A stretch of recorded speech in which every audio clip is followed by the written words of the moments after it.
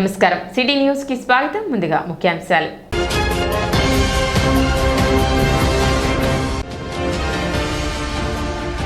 సోమవారం నుండి ప్రశాంత వాతావరణంలో ప్రారంభమైన 10వ తరగతి పరీక్షలు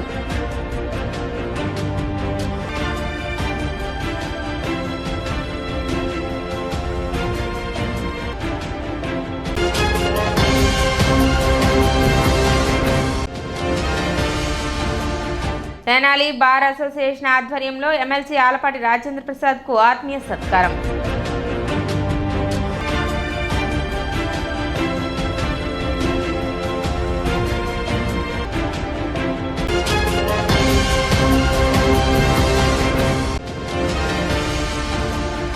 పదవ తరగతి పరీక్షల్లో నిర్లక్ష్యంగా వ్యవహరించిన ఇన్విజిలేటర్ను విధుల నుండి తొలగించిన విద్యాశాఖ అధికారులు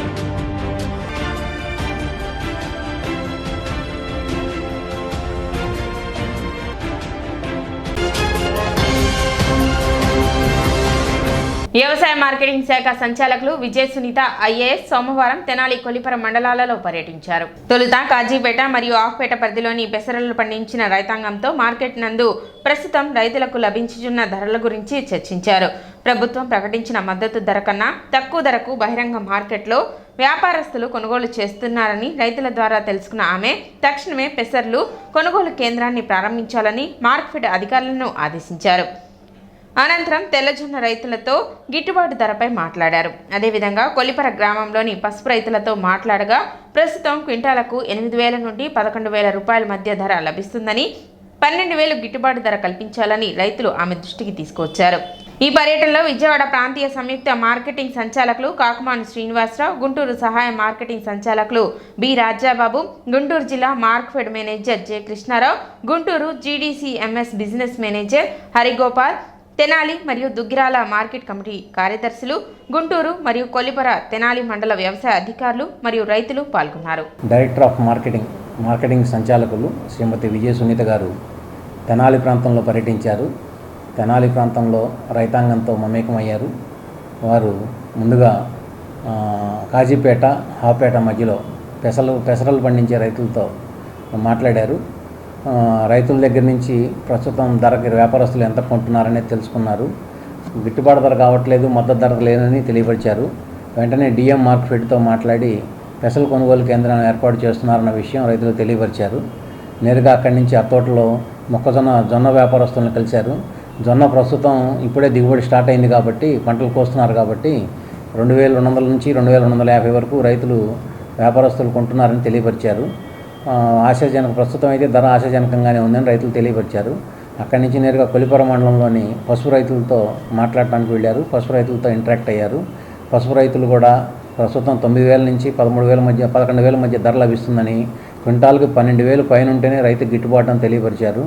ప్రభుత్వంతో మాట్లాడి సమస్యల పరిష్కారం దిశగా చర్యలు తీసుకుంటామని తెలియపరిచారు. తెనాలి అభివృద్ధికి మరింతగా కృషి చేస్తానని ఉమ్మడి కృష్ణా గుంటూరు జిల్లాల గ్రాడ్యుయేట్ ఎమ్మెల్సీ ఆలపాటి రాజేంద్ర ప్రసాద్ అన్నారు. సోమవారం తెనాలి కోర్టు ప్రాంగణంలో బార్ అసోసియేషన్ వారి ఆధ్వర్యంలో ఏర్పాటు చేసిన అభినందన సభలో పాల్గొన్నారు. ఈ సందర్భంగా వారు మాట్లాడుతూ మీ ప్రజలందరి ఆదరణ, అభిమానం వల్లనే ఇంతటి మెజారిటీతో విజయ పతాకం ఎగరవేయడం జరిగిందన్నారు. కేంద్ర మంత్రి వర్యులు పెమ్మసాని చంద్రశేఖర్, రాష్ట్ర మంత్రి వర్యులు నాదెండ్ల మనోహర్తో కలిసి తెనాలి అభివృద్ధికి మరింత కృషి చేస్తానని హామీ ఇచ్చారు. అనంతరం ఆలపాటిని అసోసియేషన్ సభ్యులు ఘనంగా సత్కరించారు. ఈ కార్యక్రమంలో బార్ అసోసియేషన్ సభ్యులు, అభిమానులు, నాయకులు పాల్గొన్నారు.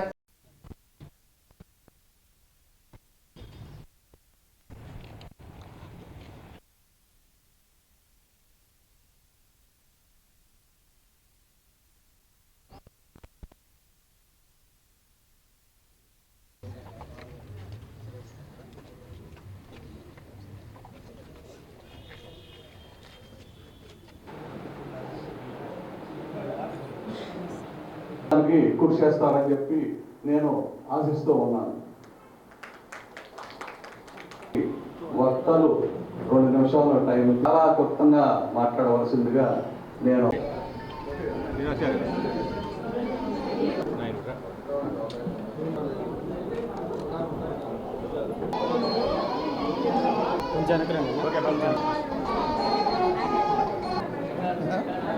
और भी जी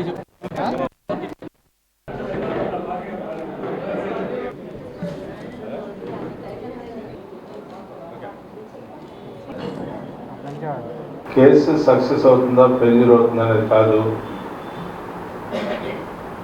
కేసులో ఉన్నటువంటి మన యొక్క క్లయింట్ల యొక్క ఆలోచనని మనం ప్రజెంట్ చేయడం అనేది ఇట్ ఈజ్ అనే డ్యూటీ ఆఫ్ కోర్ట్ ఆఫీసర్. అలాంటి రెస్పాన్సిబిలిటీలో మీ అందరు కూడా లీనమై జీవనాన్ని గడుపుతున్నటువంటి గొప్ప వ్యక్తులుగా భావిస్తాం. మనం గడిపే జీవితం, అందులో జూనియర్ అడ్వకేట్స్ ఎర్న్ చేసి సస్టైన్ అవ్వాలంటే చాలా చాలా డిఫికల్ట్. అయినా కూడా దీని మీద ఉన్న ప్రేమ, రైతుకి మట్టి మీద ఎంత ప్రేమ ఉంటుందో మనకి యొక్క జ్యుడిషియరీ మీద అంత ప్రేమ ఉండబట్టి ఉన్నా లేకపోయినా పొద్దున్నే లోపల ఎన్ని చినుకులు ఉన్నా కూడా బయట కనపడినటువంటి అందమైనటువంటి జీవితాన్ని గడిపే తత్వం కలిగినటువంటి న్యాయవాదులందరూ కూడా ధన్యవాదాలు చెప్పుకుంటున్నాను. మీ అందరూ మొన్న జరిగిన ఎన్నికల్లో నేను బలంగా నమ్మే అంశం ఏంటంటే మీరు ఇంత మెజార్టీలు రావడానికి మీరు కారణం అని చెప్పి నేను నమ్ముతాను. మనం ఎక్కువ మాట్లాడకుండా ఉంటే వీళ్ళే ఎక్కువ ప్రచారం చేస్తారని చెప్పి పొలిటికలైజ్ చేయకుండా ఉంటే ఇది నాన్ పొలిటికల్గా ఇది ఒక పెద్ద సెట్బ్యాక్ అవుతుంది ఈ ప్రజెంట్ గవర్నమెంట్ అని చెప్పి భావించాను. అదే రకంగా జరిగిందని చెప్పి నేను పూర్తిగా విశ్వసిస్తాను. రెండోది, మీ అందరూ కూడా ఇర్రెస్పెక్ట్ ఆఫ్ పొలిటికల్ ఎఫిలియేషన్స్ నేను ఇక్కడ వాడినని చెప్పి మీరందరూ భావించి నాకు సంపూర్ణ విజయం రావడానికి దోహదపడినటువంటి ప్రతి ఒక్కరికి కూడా పేరు పేరున నా హృదయపూర్వకమైనటువంటి ధన్యవాదాలు. ఇక్కడ ఎక్స్పెషల్లీ తెనాలి ఏ బూత్లో చూసినా కూడా 70% ఏవో నాకు ఓట్లు వచ్చినందుకు మీ అందరికీ ధన్యవాదాలు తెలుపుకుంటూ, కొన్ని బూతుల్లో అయితే 76% కూడా టచ్ అయినాయి. అంత బాగా మీ అందరూ సహాయపడ్డారు. మరి ఈ యొక్క సహాయం చేసినందువరకు అన్ని వర్గాలకి, ఈ వర్గం ఆ వర్గం అని కాకుండా అన్ని పార్టీ నాయకత్వానికి కూడా ఈ సందర్భంగా నా హృదయపూర్వకమైనటువంటి ధన్యవాదాలు. కూటమి అభ్యర్థిగా నేను పోటీ చేశాను, మీ అందరికీ తెలుసు. కూటమి అభ్యర్థిగా పోటీ చేసినా కూడా నాకు కూటమిలో లేని పార్టీలు కూడా అందరూ కూడా నాకు మద్దతిచ్చిన సందర్భాలు కూడా ఉన్నాయి. మరి వాళ్ళందరికీ కూడా పేరు పేరున హృదయపూర్వకమైనటువంటి ధన్యవాదాలు తెలుపుకుంటూ, మరి మీకు మీలో ఎప్పుడు నేను ఒకడిని, నాకేదో కొత్తగా వచ్చే కిరీటం ఏం లేదు, నాకు ఇంకా కొత్తగా కిరీటం రావాలని కూడా నేను అనుకుంటున్నాను. So I'm not for that. నేను అందరికీ తెలుసు, నేను when I entered into politics my party lost the government. You remember or not? నేను 89లో 90లో వచ్చాను. అప్పుడు ఈ యొక్క పార్టీ మా ఏదైతే నేను రిప్రజెంట్ చేస్తున్నానో తెలుగుదేశం పార్టీ ఆనాడు ప్రభుత్వంలో లేదు. నేను యువత అధ్యక్షుడిగా వచ్చాను. చాలామంది స్నేహితులు లేక అందరూ కూడా నాకున్న కొలీగ్స్ కానీ అందరూ ఆల్మోస్ట్ రిలేషన్స్ కానీ అందరూ కూడా ఎగ్నెస్ట్ చేస్తారు. ఓడిపోయినప్పుడు వెళ్ళి ఏం చేస్తావు, నువ్వు ఏం సాధిద్దామని వెళ్తున్నావు, ఏం చేద్దామని వెళ్తున్నావు, నీ లైఫ్ని స్పాయిల్ చేసుకుంటావు. నా కొలీగ్స్ అయితే, ప్రొఫెషనల్ కొలీగ్స్ అయితే ది వెబ్ లైక్ ఎనీథింగ్. కొంతమంది అయితే ఏంటి ఎందుకు స్పాయిల్ చేసుకుంటావు అంటే, నాకు ఆ రోజు కూడా చెప్పాను నేను, నాకు I like politics, I love politics. నాకు ఇష్టమైనటువంటి రాజకీయం అంటే నాకు అంత ఇష్టం. అందుకని నేను రాజకీయాల్లో రకరకాలుగా ఏ సమస్యలు వచ్చినా కూడా, రకరకాల విభేదాలు వచ్చినా, లేకపోతే ఇంకోళ్ళు వచ్చినా నాకు వాళ్ళు అవన్నీ కూడా నాకు మనసు టచ్ అప్. రాజేంద్ర ప్రసాద్ గారిని అత్యధిక మెజార్టీతో గెలిపించుకోవాలని మన న్యాయవాదులంతా కూడా ఇక్కడ మీటింగ్ ఏర్పాటు చేసుకున్నాం. అదేవిధంగా అదే మాటగా అందరం కూడా మనం కృషి అంత ఏర్పాటుతోటి సార్ని గెలిపించుకున్నాం. అలాగే ప్రతి ఎమ్మెల్సీ ఎలక్షన్ అప్పుడు ఎవరో వస్తారు వెళ్తూ ఉంటారు కానీ ఎవరు ఓటు వేస్తారో కూడా తెలియని పరిస్థితి. ఈసారి ఎమ్మెల్సీ ఓటు యొక్క ప్రాధాన్యత, ఎమ్మెల్సీ ఓటు ఏ విధంగా ఏర్పాటు చేసుకోవాలి, ఏ విధంగా పొందాలి అనేది మన న్యాయవాదులు మాత్రం చాలా కృషి చేసి పార్టీలతో సంబంధం లేకుండా అందరినీ మమేకం చేసి అందరూ కూడా ఎమ్మెల్సీ ఓటు పొందే విధంగా, అందరికీ ఓటు హక్కు కలిగే విధంగా, ఓటు హక్కు వినియోగం గురించి ఓటు ఎలా వేయాలో, ఎందుకంటే 26,000 ఓట్లు పైచులకు ఇన్వాలిడ్ అయింది. మనం రాజేంద్ర ప్రసాద్ గారి గురించి ఎక్కడ చెప్పనవసరం లేదు. ఎందుకంటే ఆయన వ్యక్తిత్వమే ఆయన అన్ని వైపులా కూడా చూపిస్తూ ఉంటుంది. అంతటి మంచి మనసున్న వ్యక్తి రాజేంద్ర ప్రసాద్ గారు. ఇప్పుడే మా ప్రెసిడెంట్ గారు చెప్పేశారు, మా అభ్యర్థన మా బార్ అసోసియేషనే. 400 మంది న్యాయవాదులు ఉన్నాం. ఎండకి వానికి తడిసిపోతా ఉన్నాం. ఆ పెంకుటింట్లో వర్షం వస్తే జోరున వర్షం, మరి పట్టించుకునే నాదుడు లేదండి మాకు ఇక్కడ. నిజంగా జ్యుడిషియల్ ఆఫీసర్స్ అందరినీ కూడా హైకోర్టు దగ్గర నుంచి కింద కోర్టు దాకా అందరినీ కలిసినా కూడా మా సమస్యకి ఇంతవరకు కూడా పరిష్కారం దొరకలేదు సార్. ఒక న్యాయవాదిగా, ఒక మాజీ మంత్రిగా, ప్రస్తుత ఎమ్మెల్సీగా మిమ్మల్ని అందరినీ ప్రార్థిస్తూ ఉన్నాం సార్. 400 మంది న్యాయవాదుల తరఫున ఖచ్చితంగా మా బార్ అసోసియేషన్ వినతిని మీరు స్వీకరించాలి. మా బార్ అసోసియేషన్ కోసం మేము ప్రత్యేకంగా కూడా మేము ఆ రోజు కూడా మీటింగ్ పెట్టిన రోజు కూడా మేము అన్నాం, ఆయన న్యాయవాది, మన న్యాయవాదులందరూ బాధలు ఆయనకి తెలుసు. ఖచ్చితంగా ఆయన మన ఆఫీస్కి ఇన్వైట్ చేసుకుని మనం ఏదైనా సరే ఆయన్ని మన ప్రత్యేకంగా మాకంటూ ఎప్పుడు కూడా ప్రత్యేక ఎజెండా లేదండి. ఉమ్మడి ఎజెండా మాకు బార్ అసోసియేషన్ ఒకటే. సోమవారం నుండి 10వ తరగతి పరీక్షలు ప్రారంభమయ్యాయి. పరీక్షలు సజావుగా సాగేలా పటిష్ట ఏర్పాట్లు అధికారులు చేపట్టారు. పరీక్షా కేంద్రాల వద్ద 144 సెక్షన్ అమలు జరిపారు. పట్టణంలో 15 పరీక్షా కేంద్రాలలో 2,520 మంది విద్యార్థులు పరీక్షలు రాస్తున్నట్లు విద్యాశాఖ అధికారి తెలిపారు. విద్యార్థులకు పరీక్షా కేంద్రాలకు ఆలస్యం అవ్వకుండా ఉచిత ఆర్టీసీ బస్సులను ప్రభుత్వం ఏర్పాటు చేసింది.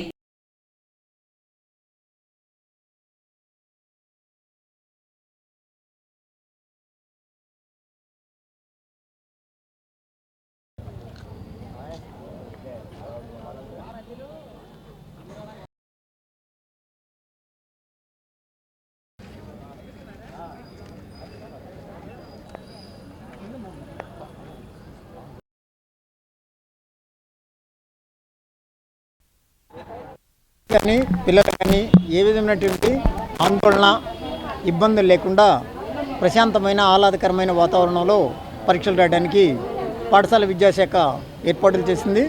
దానిలో భాగంగానే ఇక్కడ తెనాలి మండలంలో మొత్తం 16 సెంటర్స్ ఉన్నాయి. ఈ 16 సెంటర్లోనూ ప్రతి సెంటర్లోనూ విద్యార్థులు కూర్చోవడానికి వీలుగా బల్లలు, అదేవిధంగా ఫ్యాన్లు, లైట్స్, మంచినీటి సదుపాయం, ఒకవేళ ఏదైనా అనారోగ్య సమస్యలు ఏర్పడితే ఇమ్మీడియట్గా అటెండ్ అవ్వడానికి మెడికల్ స్టాఫ్, సెక్యూరిటీ ఉంది. తల్లిదండ్రులు సెంటర్ల దగ్గరకు వచ్చి హడావుడి ఆందోళన పడకుండా విద్యార్థుల్ని ఫ్రీగా సెంటర్ నుండి పంపించేయండి.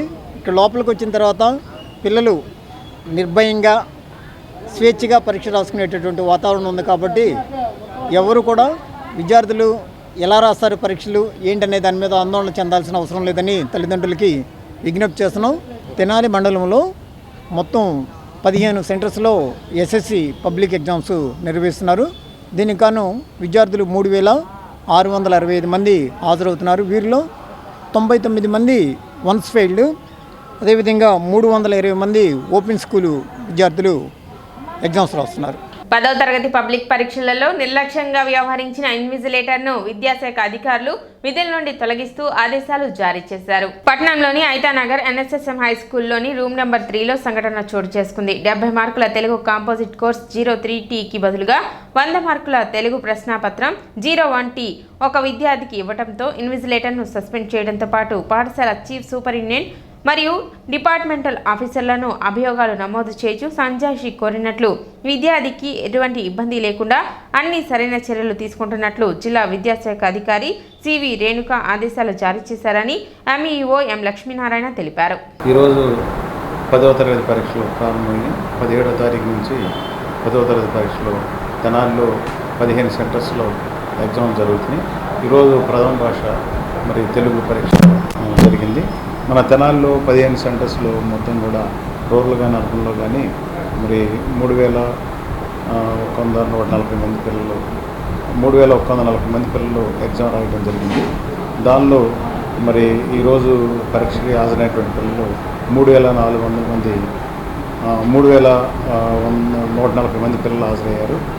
మరి ఈ పరీక్షలు సజావుగా జరిగినాయి. చిన్న చిన్న చెదురుమదురు అవాంఛనీయమైనటువంటి సంఘటనలు తప్ప మిగతా అన్నీ కూడా సక్రమంగానే జరిగినాయి. అయితే ఆందోళన చెందాల్సిన అవసరం లేదు. ఒక చోట పేపర్ని 3T బదులు 1T అనేది అమ్మాయి రాయడం జరిగింది. ఆ అమ్మాయికి ఇబ్బంది లేకుండా మరి కరెక్షన్గా చేయడానికి చర్యలు తీసుకోవడం జరిగింది. గతేడాది జనవరి నెలలో దుగ్గిరాల సుబ్బమహేశ్వరి కోల్డ్ స్టోరేజ్లో సంభవించిన అగ్ని ప్రమాదంలో నష్టపోయిన పసుపు రైతులకు పరిహారం చెల్లించేలా ప్రభుత్వం చర్యలు తీసుకోవాలని ఏపీ పసుపు రైతుల సంఘం రాష్ట్ర కన్వీనర్ జొన్న శివశంకరరావు డిమాండ్ చేశారు. సమస్యపై సోమవారం రైతు సంఘం పసుపు రైతుల సంఘం నాయకులు సబ్ కలెక్టర్ సంచన సింహాను కలిసి వినతి పత్రం అందించారు. ఈ సందర్భంగా శివశంకరరావు మాట్లాడుతూ గతేడాది జనవరి 19న సుబ్బమహేశ్వరి కోల్డ్ స్టోరేజ్లో జరిగిన అగ్ని ప్రమాదంలో పసుపు రైతులు తీవ్రంగా నష్టపోయారన్నారు. అయితే రైతు సంఘం పోరాట ఫలితంగా రైతులకు క్వింటాల్కు 7,000 చొప్పున పరిహారం చెల్లించేందుకు ప్రభుత్వం ఒప్పుకుందని, దాని పురోగతిపై సబ్ కలెక్టర్ను కలిసినట్లు చెప్పారు. పసుపు రైతులకు 296 మందికి 15 కోట్లు బీమా మంజూరైందని, మరో 173 మంది రైతులు ట్రేడర్ల పరిస్థితిపై త్వరలో క్లారిటీ రానుందని సబ్ కలెక్టర్ చెప్పారన్నారు.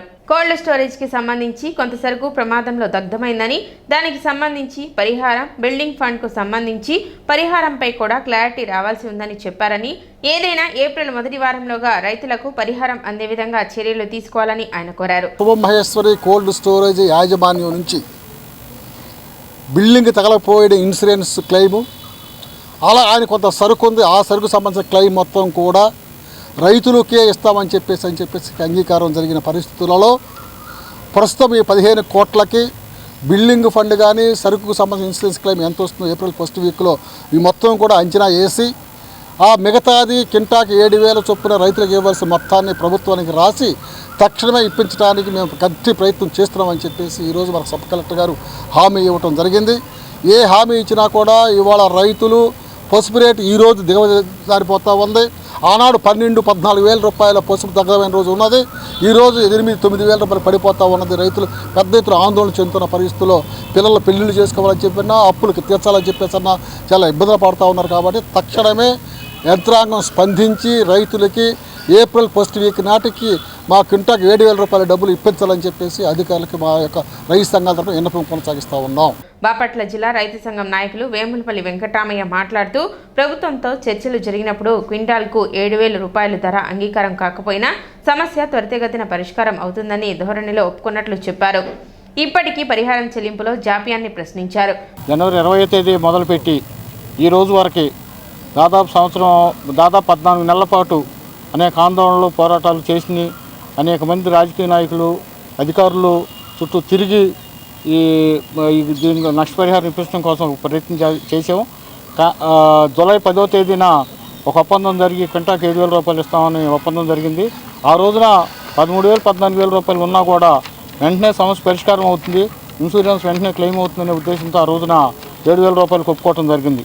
7,000 రూపాయలకు ఒప్పందం చేసుకుని కూడా 8 నెలల కాలం గడిచిపోయింది. ఆ 8 నెలలు కాదు, అంతకుముందు ఉన్న 6-7 నెలలు మొత్తం 14 నెలల కాలం నుంచి రైతులు, చిన్న రైతులు, పేద రైతులకి వడ్డీల భారం ఎక్కువైపోయింది. కుటుంబ అవసరాలు చాలా మానుకోవాల్సి వచ్చిన పరిస్థితులు వచ్చినాయి. ఈ పరిస్థితుల్లో పిల్లల చదువులు ఇలాంటి అవసరాల కోసం అట్టు పెట్టుకున్న పసుపు కాలిపోయి చాలా దీనమైన స్థితిలో రైతులు ఉన్నారు. ఈ సందర్భంగా ఒప్పందం ప్రకారం 7,000 రూపాయలు కనీసం ఏప్రిల్ నెలలోనైనా ఇచ్చే ఏర్పాటు త్వరితగతిని రైతులు చెల్లించే విధంగా చర్యలు తీసుకోవాల్సిందిగా అధికారులను కోరుతున్నాం. పసుపు రైతుల సంఘం సభ్యులు ములకా శివసాంబిరెడ్డి మాట్లాడుతూ గత ఏడాది జనవరి 19న అగ్ని ప్రమాదం ద్వారా పసుపు రైతులు నష్టపోగా తదుపరి వచ్చిన వరదల కారణంగా మరింత అప్పులలో కూరుకుపోయారన్నారు. ఇప్పటికైనా ప్రభుత్వం సానుకూలంగా స్పందించి త్వరితగతిన పరిహారం చెల్లింపుకు చర్యలు తీసుకోవాలన్నారు. కార్యక్రమంలో పసుపు రైతు సంఘం నాయకులు, రైతు సంఘం నాయకులు, పలువురు రైతులు పాల్గొన్నారు. ఇవాళ పసుపు రైతులకి గోడ దెబ్బ, చెంప దెబ్బ రెండు తగిలిని, కోలుకోలేని నష్టం జరిగింది. మరి కానీ ప్రభుత్వం 7,000 రూపాయలు క్వింటాకి ఇస్తానన్న హామీని వెంటనే అమలు చేసేందుకు ప్రభుత్వం అధికారులు చర్యలు తీసుకోవాలని ఆంధ్రప్రదేశ్ పసుపు రైతుల సంఘం తరఫున విజ్ఞప్తి చేస్తున్నాం. ఎకరానికి 2.5 లక్షల రూపాయలు పెట్టుబడి పెడుతున్నారు రైతులు. ఇవాళ మార్కెట్లో చూసేట్లయితే 8,000, 9,500 ఉంటే రైతులు ఏ విధంగా పసుపు పండించడానికి వీలు కలుగుతుంది. అందుకని ప్రభుత్వాన్ని మేము పసుపు రైతుల సంఘం డిమాండ్ చేసేది క్వింటాకి 15,000 రూపాయలు కనీస మద్దతు ధర ఇప్పించే విధంగా ప్రభుత్వం చర్యలు తీసుకోవాలని కోరుతున్నాం.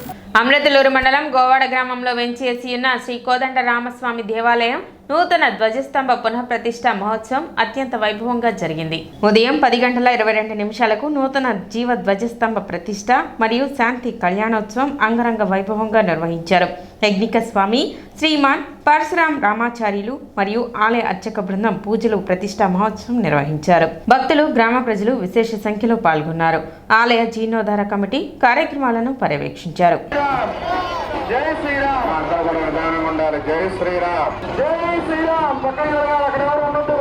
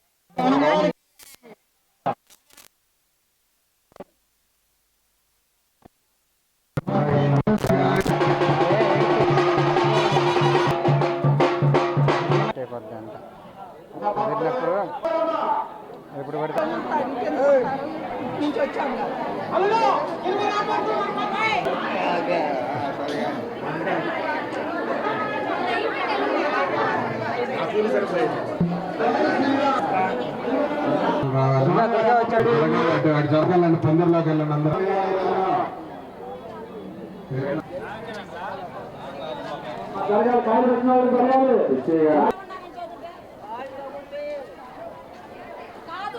గోవాడ గ్రామంలో వేయించేస్తున్నటువంటి పరమ సీతాలక్ష్మణ సమేత రామచంద్రస్వామి వారి ఆలయంలో మరి విశేషంగా త్రయాన్నిక దీక్షగా మరి అత్యంత వైభవంగా నూతన ధ్వజదండ పునఃప్రతిష్ఠా మహోత్సవం అత్యంత వైభవంగా గత 3 రోజుల నుంచి కూడా ఈ కార్యక్రమం జరుగుతున్నది.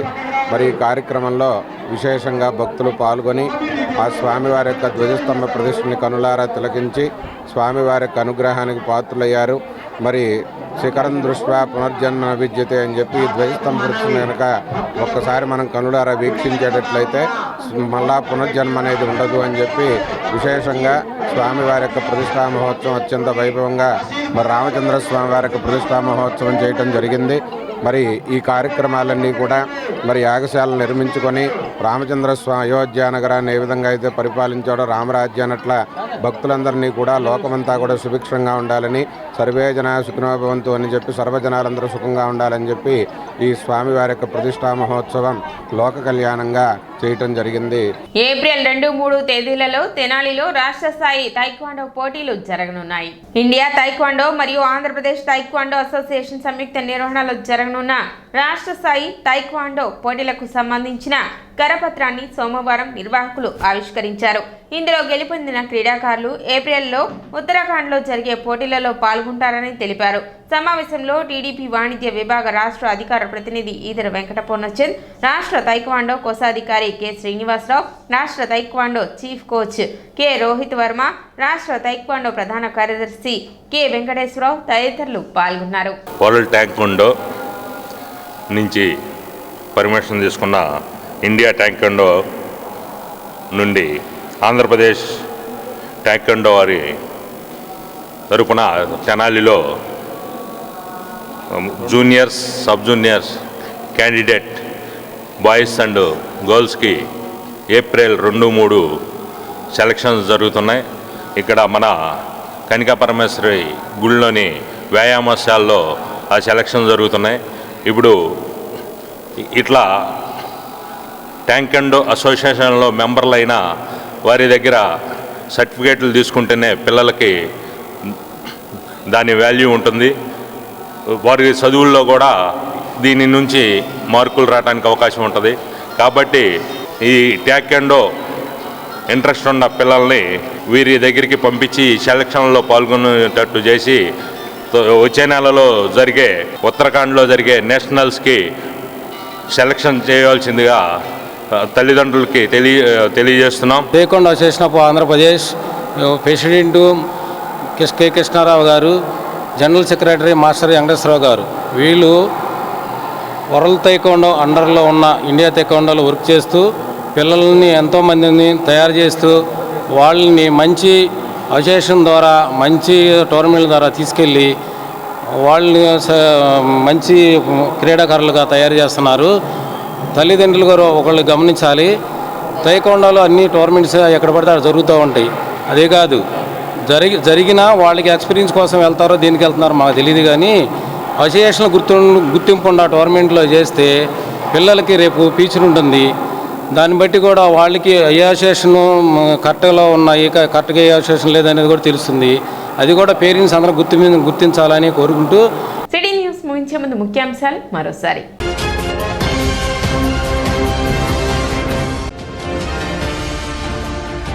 సోమవారం నుండి ప్రశాంత వాతావరణంలో ప్రారంభమైన 10వ తరగతి పరీక్షలు.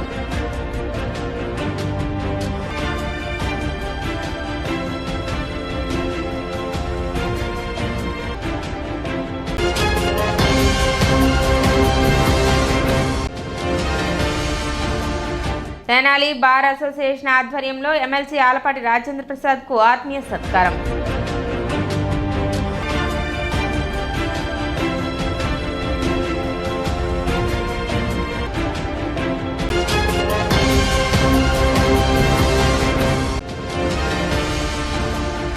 పదవ తరగతి పరీక్షల్లో నిర్లక్ష్యంగా వ్యవహరించిన ఇన్విజిలేటర్ను విధుల నుండి తొలగించిన విద్యాశాఖ అధికారులు.